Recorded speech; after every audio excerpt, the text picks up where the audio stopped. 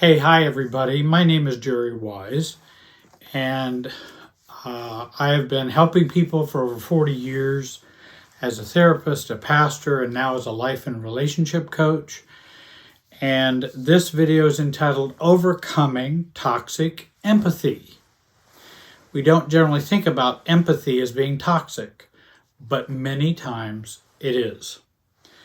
I hope you'll join this YouTube channel, press subscribe, click the bell so you get all the new videos that come out. Also, if you'll join the website, join the YouTube channel for $1.99 a month, that really helps us produce these videos for you. And then there's a workshop coming up on February 6, 2021, on Saturday for about 4 hours or so.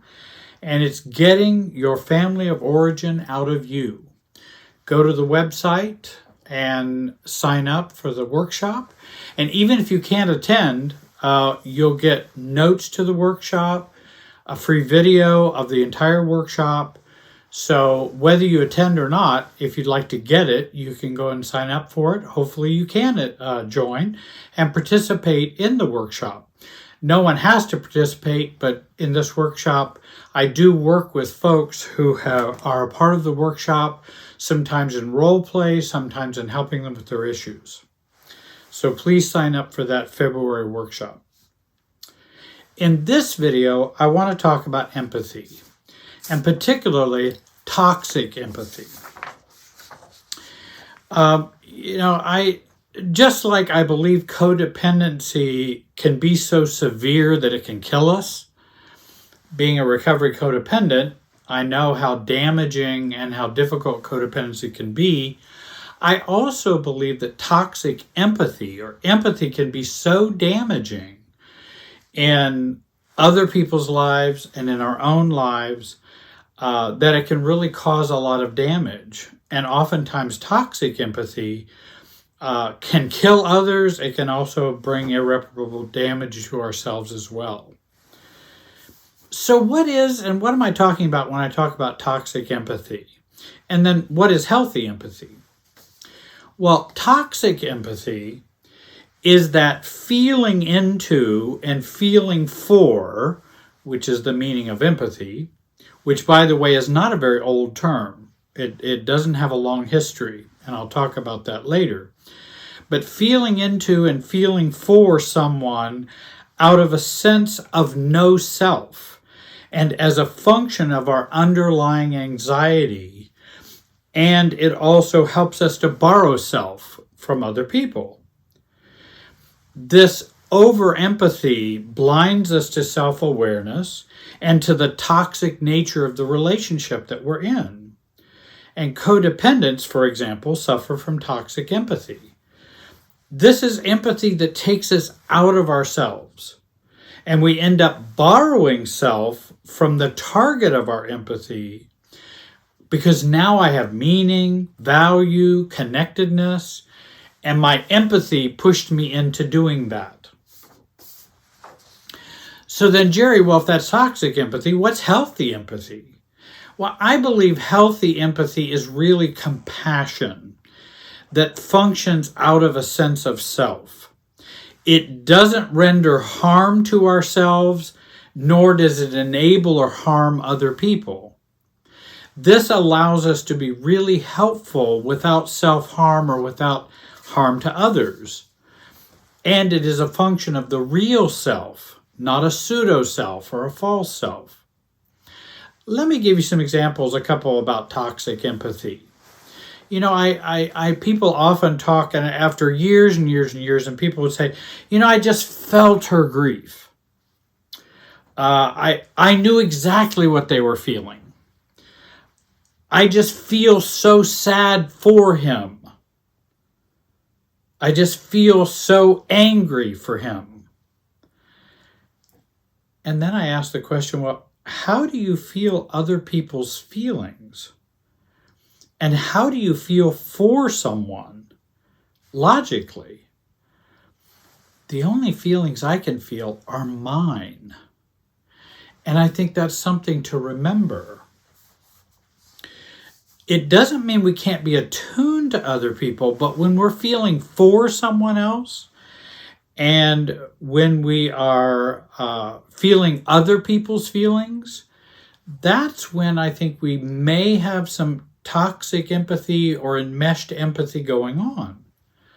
Let me give you another example. The alcoholic wife feels sorry for her alcoholic husband. Excuse me, the alcoholic's wife, the wife who is not an alcoholic, she feels sorry for her alcoholic husband and his painful childhood, loss of a job, DUI, and becomes a caretaker, an enabler, an overfunctioner for him, which enables the alcoholic and reduces the chances of the recovery process.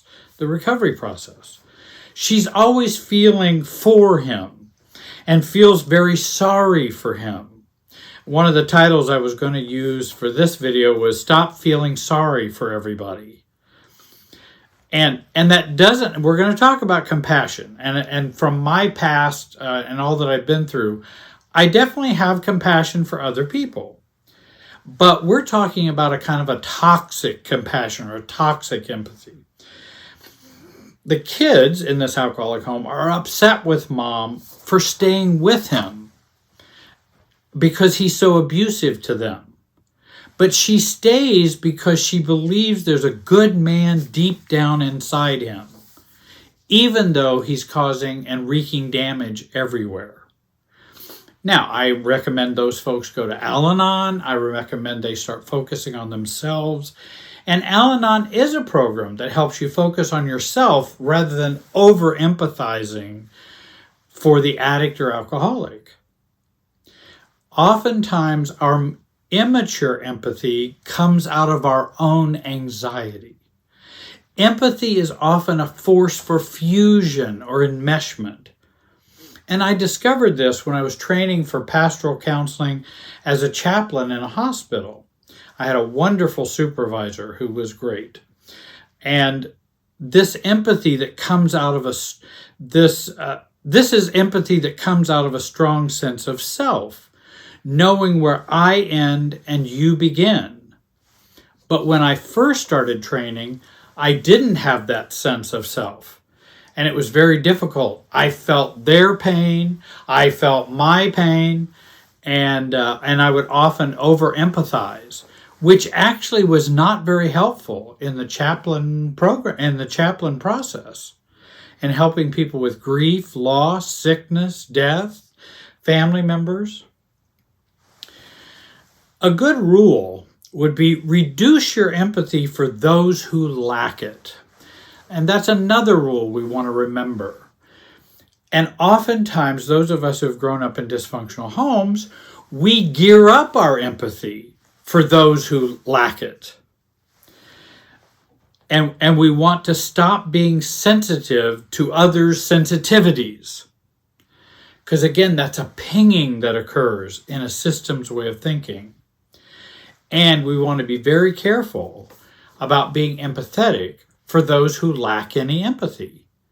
But we feel empathy or that fusion will help either change them or help them stay connected to us. So many times our values, rules, beliefs get violated due to our empathy. Let's talk about the narcissistic wife, and the husband. And what happens is the narcissistic wife is not loving, is not understanding, is mean, is rejecting, is demeaning, and the husband not having his strong values and beliefs about love and relationship, those all go out the window. And we just go along with the negative or toxic behavior of the narcissist. And again, I think there are reasons why we do that too. We're hoping they will change. We fear abandonment. We don't want to divorce them. There are lots of things that get involved in that. And so we will over-empathize and take our values and beliefs and set them aside. Or we haven't developed them in the first place.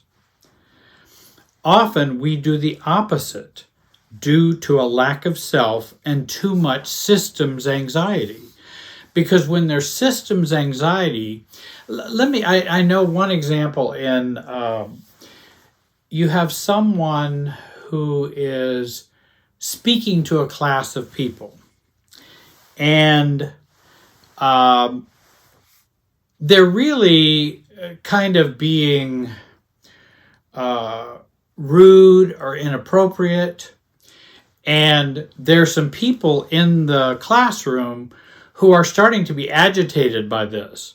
And in fact, maybe the speaker has been rude to them in some way.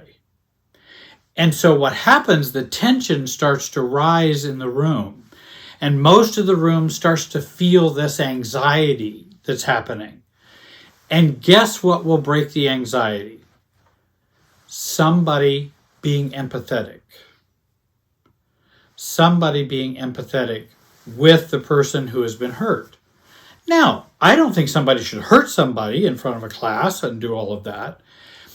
But instead of being firm or disagreeing with the speaker, they will be empathetic with the person who's been hurt, who probably should be the one standing up for themselves. So I end up standing up for them, which then in many ways kind of lessens their power. And I will do that because we are uncomfortable with the tension that's happening in the room. And many times empathy will break the anxiety in situations. So often I hear everyone touting the need for more empathy, the need for more understanding, the need for more love. And I agree that we need all of these qualities, but they must come through growing up and maturing and having a sense of self, not out of anxiety or angst to fuse or caretake or to make someone feel better. That often ends up being more problematic than helpful. And I think I agree with Edwin Friedman in his book, The Failure of Nerve, when he talks about, and he was a chaplain, pastoral counselor, marriage and family therapist for decades and decades. And he really states in there, he says, I don't know of hardly any situation in which empathy truly helped the situation. Because oftentimes it's a function of anxiety and fusion rather than really being helpful. It may not be the right prescription for someone to feel better when hurting. The hurting may be there for them to grow up or to learn to deal with life on a different plane or a different plateau, a different level. Just like with the alcoholic, people will come to me and say, hey, Jerry, tell me how I can get my family member into treatment. Well, if they're actively an addict, actively an alcoholic, I don't know that you can force them into that. I mean, unless they're suicidal or going to hurt somebody else. But other than that, they have the freedom and legal freedom to be a failure and to ruin their whole lives, unfortunately. And so I will tell them, your empathy may get in your way of their recovery. If you pulled that back, they might feel the consequences of their behavior and have a better chance of changing. And that's what we call in the recovery community hitting bottom. That it's until you hit bottom that you begin to make a change. Everybody helping you and keeping you from hitting bottom along the way gets in the way of that recovery function. And that's unfortunate because our natural, or whatever natural desire is to fix, help, be empathetic, be kind. And I'm not talking about being mean to an alcoholic or addict by any means, not mean to anyone, but being over-empathetic will be problematic for their healing because the hurting may be needed for them to grow. Not that I wish anyone to hurt, I try not to cause hurt, but I may not want to rescue everyone from their negative feelings or hurt because it may have a very important function. Also, for those who are in narcissistic relationships or who have narcissistic parents, empathy only gets manipulated by the narcissist and is used to control us. Even our values about love, forgiveness, empathy, and compassion can be used against us by a skillful narcissist, by a skillful manipulator, or by a skillful sociopath. So we want to be really careful about our empathy. I'll give you another example of what I would consider kind of toxic empathy. When I was a pastor for many years, and I have told this story on a couple other videos, I think, people would come to the church and ask for money. Many times they would come because they either wanted to get alcohol or drugs or something other than what they're asking for it for. Well, our baby needs diapers. Well, we need food. Can you give me money for gas to go somewhere? Well, they got the gas to come here. Also, I knew there was a rescue mission in town that also would provide them with diapers and those kinds of things. And they probably knew that already. They were looking for money for other things. And they would come to the church and I'd answer the door. And there was a time in which, as I began in my own recovery process, I would feel a great deal of empathy. Well, I have a house, I have a car, I have gas money. Oh my gosh, they don't have any of those things. Here, let me give them the money. And then, was that empathy helpful? No, it was actually toxic. It enables their bad behavior. It eases my anxiety, guilt, or feeling for them. It helps with that when I do that. And actually it ends up being pretty unhelpful. And in fact, they would go from church to church to church and do that. And they were operating on, hey, there's a lot of toxic empathy out there. I'm going to play on that. And then I got a little wiser. And then when people came to the church, I would start telling them about, well, we got this roof we got to buy, and we don't have the money for that. And, the furnace couldn't use some refurbishing, and we haven't been able to fix that yet. And I would tell them my problems. Not that they don't have problems, but then, of course, I'd say, the rescue mission is the best place to go because they do have a better accountability with the people that they're helping. And so, if I wanted to help someone, I would give money to the rescue mission rather than just hand it out to anybody who came to the church because I'm feeling empathy and want to be the good guy in this situation. Then I feel better or righteous or, that I'm special or worthy if I do that. And that's what toxic empathy can produce. So let me say again, empathy is often a disguise for anxiety. And that's something we're going to come back to. Second of all, we often try to change someone, robbing them of their ability or power or maturity power by empathizing through fusion. We co-opt others' power and often overfunction for them is what we will do. We end up trying to feel better as doing that because it comes out of our lack of self is why we often over-empathize. It's our lack of self. Often empathy comes out of a feeling of powerlessness, and toxic empathy comes out of a severe powerlessness. And so if you've gone through a really hard time growing up, then you may be taken in by anybody who's had a hard time.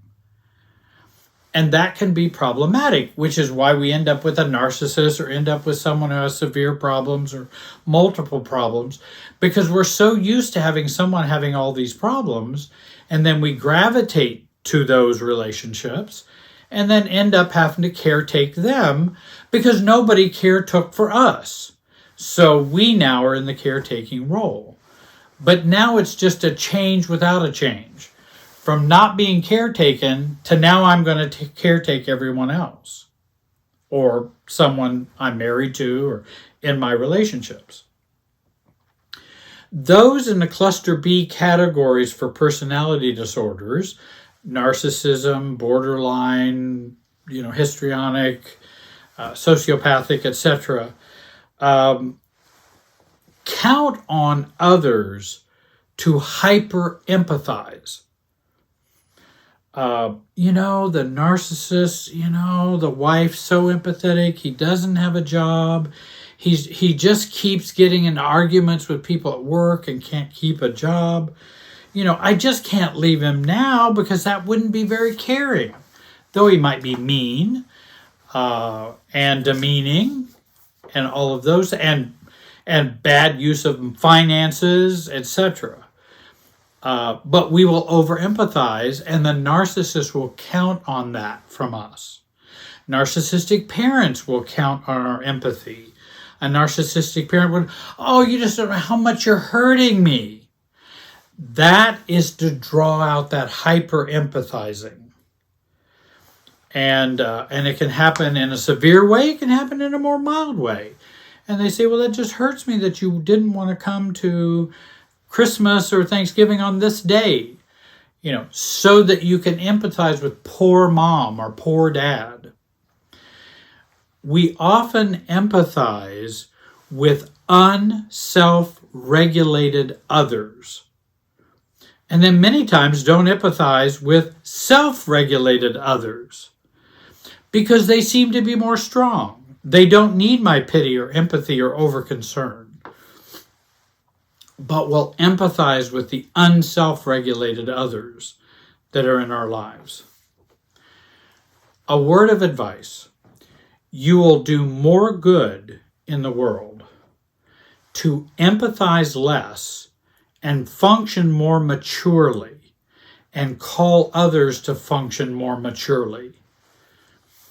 We will end up doing more good in the world than all the empathy that people have. I do want to say a rejection of empathy is not the rejection of compassion, but I think compassion talks about calling others to maturity and calling ourselves to maturity. And I think a healthy self has compassion. I'm a recovering codependent, a former pastor, a therapist, life and relationship coach. I'm a caregiver by childhood training. I'm also hyper empathetic by childhood training. So I'm not one who doesn't care about people. I do care about people a lot. If anything, I fall on the side of caring too much. My struggle was over-caring and empathizing. And why would I do that? Why would we hyper-empathize? Out of needing a sense of self, or to have a self, to be worthy, to feel worthy, to find acceptance, to heal or save the world, to balance out my sins, I'll be very empathetic, to feel I'm needed and belong. And many times those are what are underneath the empathizing that goes on. And I'm going to discuss healthy compassion and empathy in a later video. Actually, empathy, the word empathy in the English language really only started at about 1922. 20th century, we have empathy. Sympathy in the English language is about 400 years old. And compassion is about 700 years old. It's hard to talk about the downsides of empathy, in which so many people believe we have so little of it. Actually, we have too much of it, and then we have too little of it. There are those who have way too little and those who have way too much. And what we find is, again, it's a 0 to 180 problem. We don't live in the healthy 90 degrees. I believe healthy self cares. I believe healthy self cares about the self and has mature compassion for others, but not at the loss of self, and not at the point of needing from others. So when you feel empathy, or when you feel sorry for someone, or feel other people's feelings, think about these things. Check to see what you are needing.